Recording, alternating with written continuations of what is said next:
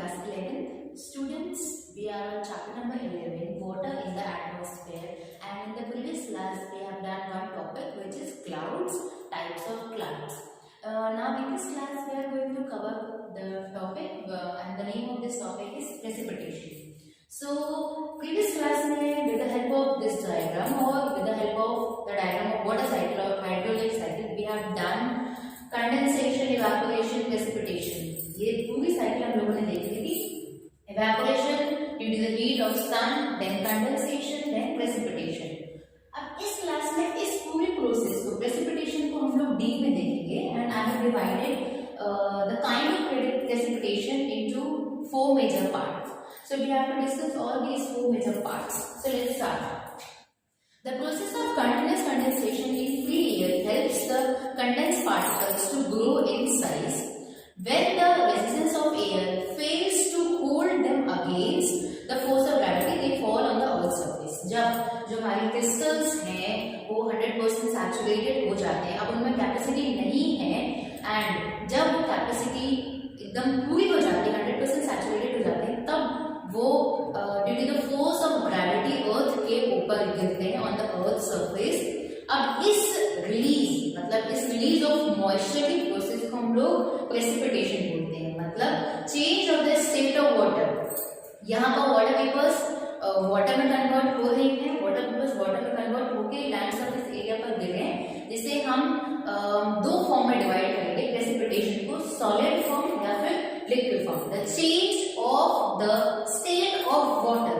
अभी हमारे जो वाटर है वो एक तरीके से वाटर वेपर्स के फॉर्म में क्लाउड्स के अंदर. ओके, जब क्लाउड्स अंदर मतलब जब ये पूरी तरीके से सैचुरेटेड हो जाएगा ग्रेविटी के फोर्स की वजह से, जब condensation of water vapour, release of moisture is known as precipitation. जब रिलीज हो जाएगा प्रेसिपिटेशन के जरिए उसे हम दो फॉर्म में लेते हैं, सॉलिड और लिक्विड फॉर्म.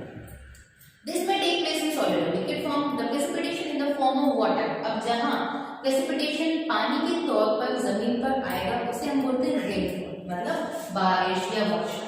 जब स्टेट ऑफ वाटर चेंज हो रहा है, रिलीज ऑफ मॉइस्चर हो रहा है, किस फॉर्म में? पानी के फॉर्म में. जब बारिश आ रही है अर्थ पर, लैंड सरफेस एरिया पर गिरती है, उसे हम रेनफॉल बोलेंगे. When the temperature is below 0 degree centigrade. जब टेम्परेचर 0 डिग्री से कम होता है एंड जो पानी है वो वाटर है वो उस फॉर्म में ना गिर के स्नो फ्लेक्स के फॉर्म में अर्थ सरफेस पर गिरे तो उसे हम बोलते हैं स्नो. वाटर के फॉर्म में जब अर्थ सरफेस पर आता है उसे हम बोलते हैं रेनफॉल. अगर स्नो के छोटे छोटे स्मॉल फ्लेक्स के तौर पर अर्थ सरफेस पर आता है उसे हम बोलते हैं स्नो. ना अब हम पढ़ेंगे कि प्रेसिपिटेशन सिर्फ रेनफॉल और स्नोफॉल ही नहीं है, अदर फॉर्म्स के तौर पर भी अर्थ सरफेस पर आते हैं, जैसे स्लीट्स, हेल. अब स्लीट्स और हेल को देखते हैं कि स्लीट और हेल होता क्या है. Slit is frozen rain drop, जिसे हम ओले बोलते हैं. Frozen rain drop frozen drops होती है, रेन ड्रॉप्स होती है. refrozen melted snow water when the layer of air with the temperature above freezing point overlies a sub-freezing layer near the ground, precipitation take place in the form of sleet.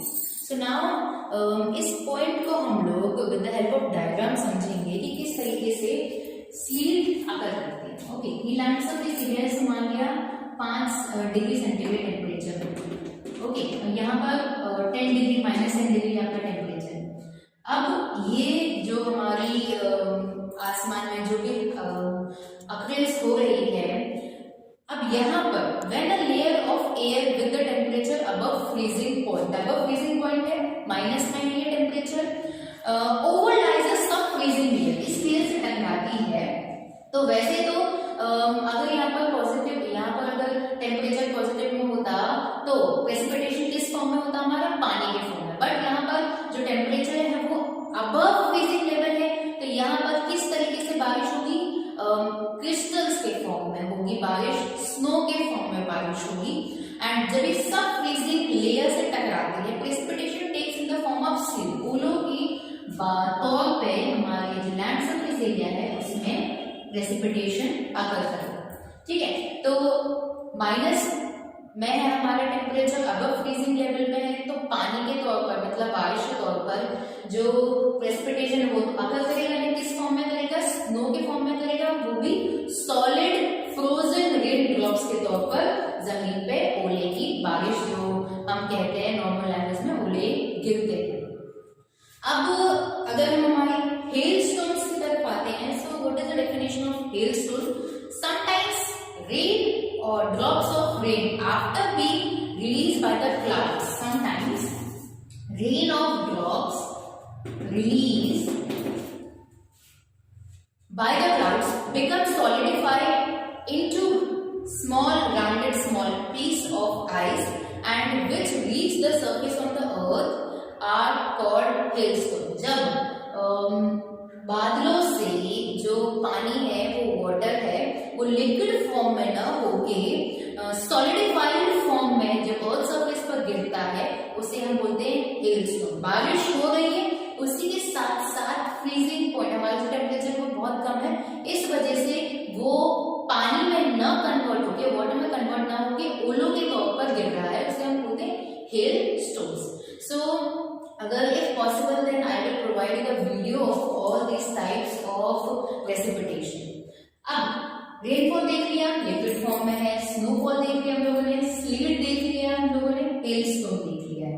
अब हम बढ़ेंगे हमारे next point की तरफ जो है precipitation की types है, टाइप्स ऑफ रेनफॉल, किस तरीके से बारिश होती है। इसको मेजर 3 पार्ट्स में डिवाइड किया गया है। So let's move forward to the types of rainfall. So the types of rainfall has been mainly divided into 3 parts: conventional rain, orographic rain and cyclonic rain. So let's move forward to first conventional rain. I have prepared a diagram. So 0 degree is also known as equator. Okay.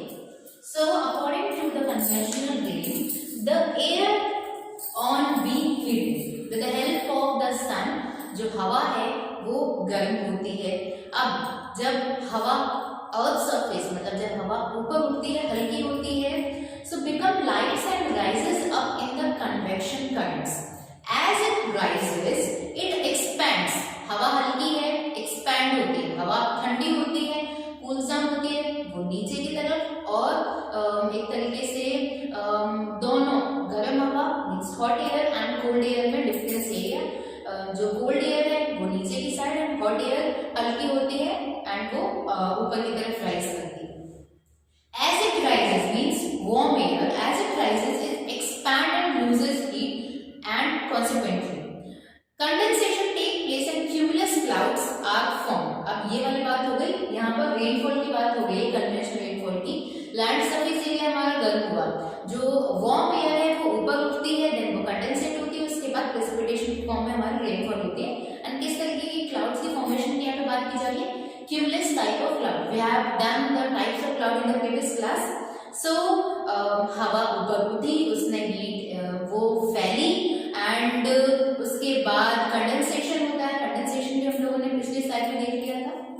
सो अब जब thunder with thunder and lightning heavy rainfall take place but this does not last long। अब इस time पर हम बात कर रहे हैं कि इस टाइप की जो बारिश है वो कुछ टाइम पीरियड के लिए होती है, specially in 0 degree equatorial regions, interior part of the continent, particularly northern hemisphere में इस टाइप की रेनफॉल होती है, जिसमें बारिश होती है बहुत ज्यादा, थंडर्स मतलब बिजली के कड़कने के साथ ही इस टाइप की बारिश होती है। And such rain is common in summer और in the hotter part of the day.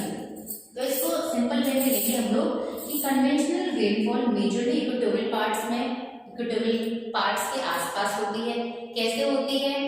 Sun, heat, water surface area और लैंड सरफेस एरिया दोनों तरफ होते हैं। हवा ऊपर उठती है, फैलती है, देन कंडेंसेट, देन रेनफॉल। अब यहाँ पर बात करें कि इक्वेटोरियल रीजन्स में दिन में कुछ दिनों में हर रोज यहाँ पर बारिश देखने को मिलेगी, शाम होते होते यहाँ पर बारिश होती है। बारिश किस फॉर्म में होती है? यानी 4-5 बूंदें टपक गई, नॉर्मल। यहाँ पर बारिश बहुत ज्यादा हेवीली रेनफॉल होती है एंड बिजली एंड बादल गरजने के साथ ही बारिश होती है, पर ज्यादा टाइम के लिए नहीं होती है। बारिश हो गई, बादल हट गए, एकदम क्लीन सा एनवायरमेंट हो जाता है। ठीक है, हम लोगों ने रीजंस बता दिए, इक्वेटोरियल पार्ट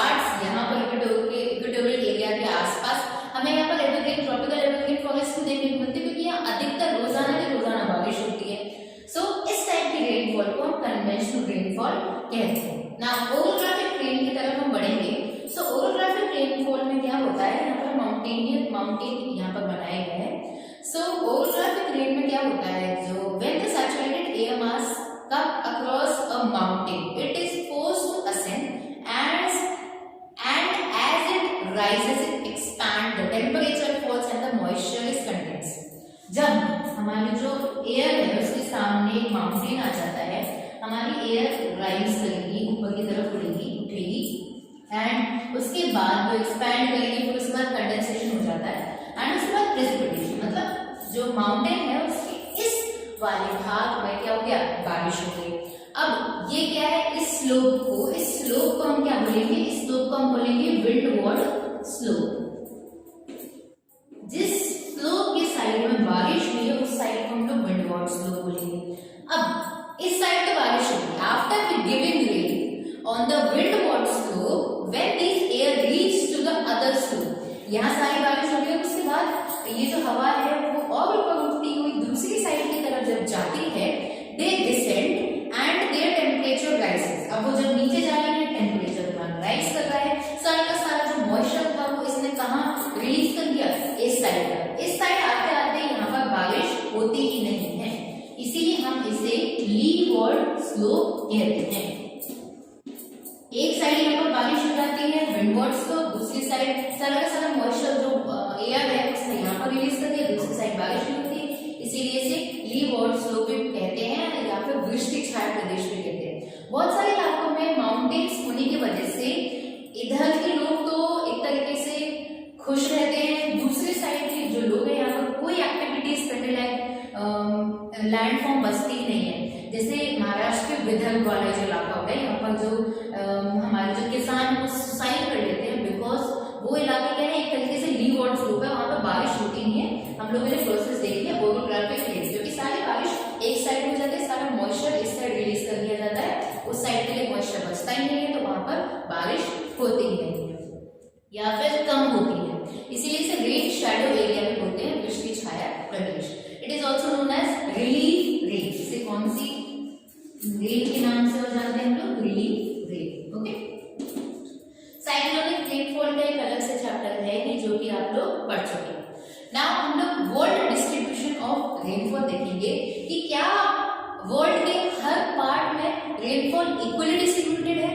अगर रेनफॉल इक्वली डिस्ट्रीब्यूटेड होती तो सभी पार्ट में जो हमारी एरिया है, जो हमारी अर्थ है, उसके सभी रेनफॉल्स एक जैसे होते, हर जगह ही डेंसली फॉरेस्टेड एरिया होते, बट ऐसा नहीं है, कहीं पर फॉरेस्ट है तो कहीं पर डेजर्ट है। तो ये इनइक्वालिटी कैसे है, ये इनइक्वालिटी क्लाइमेट, टेम्परेचर, रेनफॉल, बहुत सारे अलग अलग फैक्टर्स हैं जिनकी वजह से अलग अलग लैंडफॉर्म्स क्रिएट होते हैं। अब यहाँ पर हम बात कर रहे हैं डिस्ट्रीब्यूशन ऑफ रेनफॉल किस according to world wide. Different places on the earth surface receive different amount of rainfall in a year. Obviously बात है, हर साल में पूरे अर्थ पर अलग अलग पार्ट में, अलग अलग एरियाज में अलग अलग रेनफॉल हम लोग रिसीव करते हैं, and that too in different seasons. In general कभी बारिश जो है वो गर्मियों के बाद भी होती है, कभी कभी विंटर सीजन्स में भी बारिश हो जाती है।